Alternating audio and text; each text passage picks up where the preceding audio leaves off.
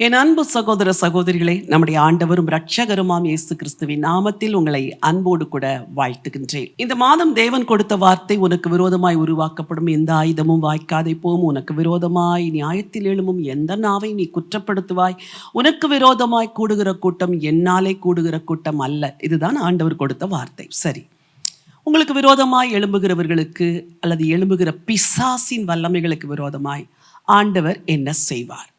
ஆண்டவர் ஒரு வித்தியாசத்தை காண்பிப்பார். அவர்கள் உங்கள் மேல் இருக்கிற கிருபையும் அபிஷேகத்தையும் அறியாததினால் ஒருவேளை உங்களுக்கு விரோதமாய் யுத்தம் செய்ய வரலாம். எப்படி தேவன் வித்தியாசத்தை காண்பிப்பார் என்று ஒரு வசனத்தை வாசிக்க விரும்புகிறேன். எண்ணாகமத்தின் புத்தகம் 17ஆம் அதிகாரம் 5வது வசனம். அப்பொழுது நான் தெரிந்து கொள்ளுகிறவனுடைய கோல் துளிர்க்கும். இப்படி இஸ்ரவேல் புத்திரர் உங்களுக்கு விரோதமாய் முறுமுறுக்கிற அவர்கள் முறுமுறுப்பை என்னை விட்டு ஒழிய பண்ணுவேன் என்றார். இங்கே மோசேக்கு விரோதமாக பலர் எழும்புகிறார்கள். மோசேக்கு விரோதமாய் பல இடங்களில் எழும்பினார்கள். ஆண்டவர் மோசேயோடு கூட இருக்கிறார். அவருடைய அழைப்பையும் அவரை தேவன்தான் தெரிந்தார் என்பதை உறுதிப்படுத்துகிற ஒரு நேரம் அது. எல்லாரும் ஆசரிப்பு கூடாரத்திற்குள் கொண்டு வந்து அவர்கள் கோலை வைக்கிறார்கள்.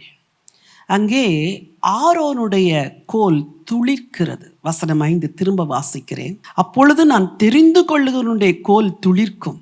இப்படி இஸ்ரவேல் புத்திரர் உங்களுக்கு விரோதமாய் முறுமுறுக்கிற அவர்கள் முறுமுறுப்பை என்னை விட்டு ஒழிய பண்ணுவேன் என்றார். ஆண்டவர் சிலரை தெரிந்து கொள்ளும் பொழுது அவர்களுக்கு விரோதமாய் முறுமுறுக்கிற ஒரு கூட்டம் இருக்கத்தான் செய்தது. சவுலை தெரிந்து கொண்ட போது இவனா நம்மை ரட்சிக்கப் போகிறான் என்று சொன்னார்கள். தாவீதை தெரிந்து கொண்ட பொழுது தாவீதுக்கு விரோதமாய் முறுமுறுத்தார்கள். யோசேப்பை தேவன் தெரிந்து கொண்ட பொழுது யோசேப்புக்கு விரோதமாய் முறுமுறுப்புகள்.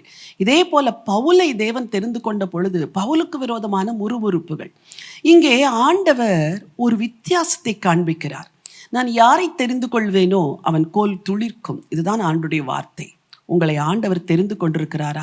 உங்கள் கோல் கட்டாயம் துளிர்க்கும். ஆனால் நீங்கள் தேவன் பட்சம் நிற்க வேண்டும். நீங்கள் விரோதமாய் பேசக்கூடாது, நீங்கள் முறுமுறுக்கக்கூடாது, நீங்கள் மற்றவர்களோடு வாதிடக்கூடாது. நீங்கள் கர்த்தர் பட்சத்தில் நின்றால் நான் தெரிந்து கொண்டவனுடைய கோல் துளிர்க்கும் என்ற வார்த்தையின்படி உங்களை துளிர்க்க பண்ணுவார். உங்களுக்கு ஒரு உயர்வை கொடுப்பார். உங்கள் குடும்பத்தை ஆசீர்வதிப்பார். உங்கள் ஊழியத்தில் ஒரு பெரிய விஸ்தாரத்தை கொடுப்பார். ஆண்டவர் தான் உங்களை அழைத்தார் என்பதை நிரூபிப்பார். நீங்கள் வேலை செய்கிற இடத்துல ஒரு வித்தியாசத்தை கர்த்தர் கட்டளையிடுவார். உங்களுடைய ரட்சிக்கப்படாத உறவினர்கள் மத்தியில் ஒரு வித்தியாசத்தை உங்கள் பிள்ளைகள் வாழ்க்கையிலே ஆண்டவர் கட்டளையிடுவார். இதையெல்லாம் நீங்கள் விசுவாசிக்க வேண்டும். என் ஆண்டவர் என் பட்சத்தில் இருக்கிறார், எனக்காக யுத்தம் செய்வார், அவர் என் கோல் துளிர்க்கும்படி செய்வார் என்று நம்பி விசுவாசித்து அறிக்கை செய்யுங்கள். உங்கள் கோல் நிச்சயமாய் துளிர்க்கும். அன்பின் ஆண்டவரே, நல்ல தேவனே, உம்முடைய ஜீவனுள்ள வார்த்தைகளுக்காக நன்றி. நான் தெரிந்து கொண்டவனுடைய கோல் துளிர்க்கும் என்று சொன்னீர். உங்கள் பிள்ளைகள் தெரிந்து கொள்ளப்படவில்லை என்று எத்தனையோ பேர் அவர்களை குற்றம் சாட்டலாம். ஆனால் உம்முடைய கிருபை உம்முடைய ஜனத்தை மூடிக்கொள்ளட்டும் அப்பா.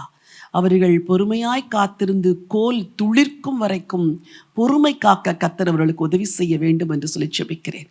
யாரெல்லாம் உம்மால் தெரிந்து கொள்ளப்பட்டார்களோ அவருடைய குடும்பங்கள் துளிர்க்கட்டும், அவருடைய ஊழியம் துளிர்க்கட்டும், அவருடைய சுகவாழ்வு துளிர்க்கட்டும், அவருடைய பொருளாதாரம் துளிர்க்கட்டும், அவருடைய வியாபாரம் துளிர்க்கட்டும், அவருடைய தொழில் துளிர்க்கட்டும், அவருடைய சமூக பணி துளிர்க்கட்டும், எல்லா ஊழியங்களும் துளிர்க்கட்டும் என்று சொல்லி உடைய அடியாள் வாழ்த்தி ஆசீர்வதித்து ஜெபிக்கிறேன். கிருபை கூட இருக்கட்டும் ஆண்டவரே, இரட்சகர் இயேசுவின் நாமத்தில் பிதாவே, ஆமென். பிரியமானவர்களே, நான் தெரிந்து கொண்டவருடைய கோல் துளிர்க்கும் என்றார். உங்கள் கோல் துளிர்க்கும்.